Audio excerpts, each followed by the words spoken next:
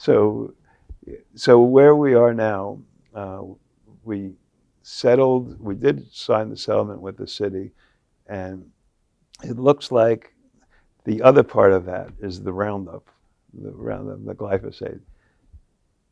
In the course of this, we learned that the city was using Roundup in city parks. And how did we learn it? Well, I was out on the street in Coney Island, near where I live, and I watched all these little kids coming out of school. I was supervising these 3 little kids every day after school, and they come out and then they play, in the playground there, right next to the school, and right on the sidewalk nearby, there are all these different blue color, or some days it was a yellow color, and all these kids were, wow, this is yellow, this is blue, this is color, let's go play. And they would go right in there and play in this colored area. Well, the color was added to pesticides, to herbicides, for a good reason, so that you know that these are pesticides are spraying there. But little kids don't know that, and I didn't know it until I checked out, what is this? And it turned out that kids would ride their bikes through it, people would ride their wheelchairs through it, it would come right back into their home on the wheels of their bikes or whatever, the wheelchairs or the feet or your shoes.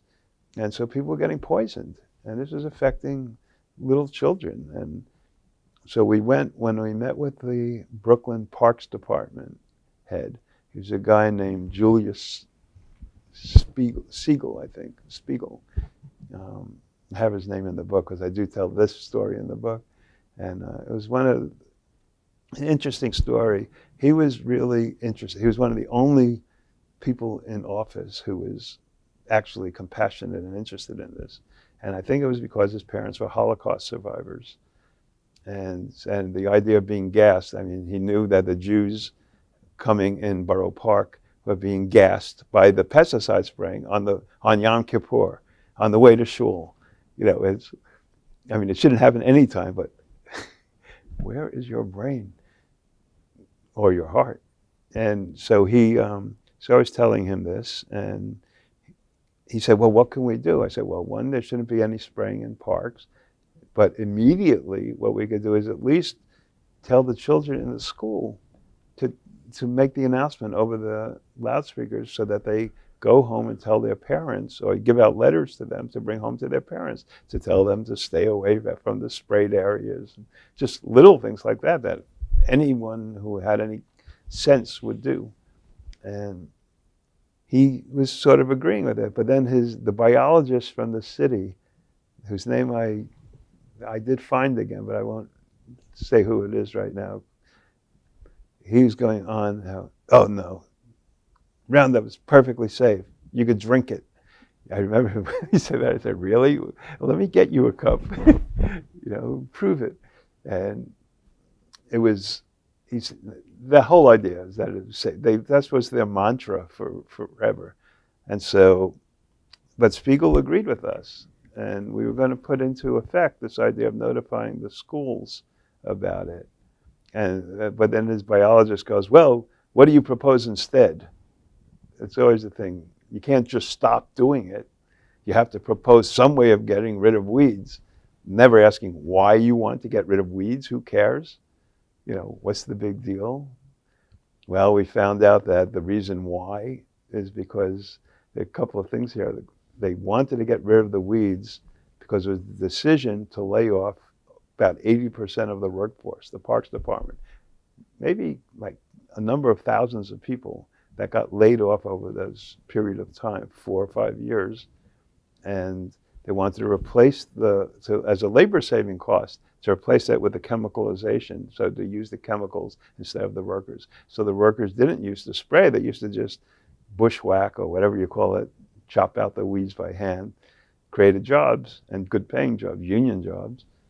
And instead they used the chemical spray in order to knock that out. And that was a decision by under Giuliani, and Mayor Bloomberg. So it's not only environmental, it's anti-labor. So Spiegel said, what do you do instead? And we proposed, I had just met somebody at a Beyond Pesticides conference, which is a great group out of Washington, D.C., and who was a shepherd out in Wyoming.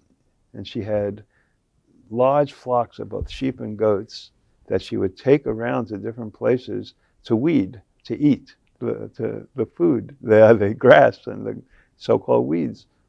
And so I said, well, why don't we use goats? I can't imagine it quite in New York, but I thought it would be a trip and a half to have the goats going up and down the streets and the highways and everything, eating it. So they just left. They just forget that. Well, 2 years ago, they began doing that in New York City. They brought these goats into Prospect Park. It was our No Spray Coalition suggestion, finally, and they had them weed a certain area of the park. Weeding meaning eating, having fun. The goats were thrilled, and they ate, and the little kids could play with them or look at them, and it created a whole different feeling, and it was wonderful. So there are always alternatives if you think about them, if we think holistically, if we think eco-sensibly and not just narrow down, how do we get rid of it? Let's kill it. There are other ways of organically dealing with these things. And so where we are now, how's this for a good answer to short answer? Is it an hour?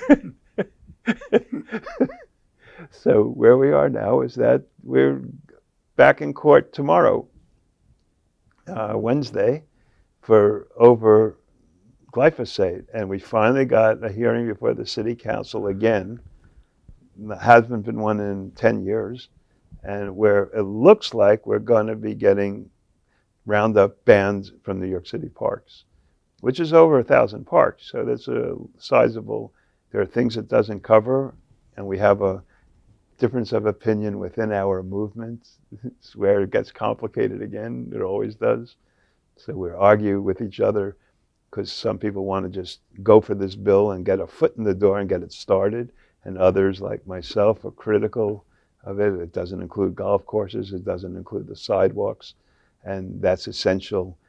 But they say, no, well, we could go there from here. And we say, no, this is the only shot we're going to get. So it becomes a debate. And I don't know what's going to happen tomorrow morning because people are pretty angry with each other. So, but it is going to get banned in New York City. I'm convinced of that. The bill has 2/3 of the city council signatures. So, yeah.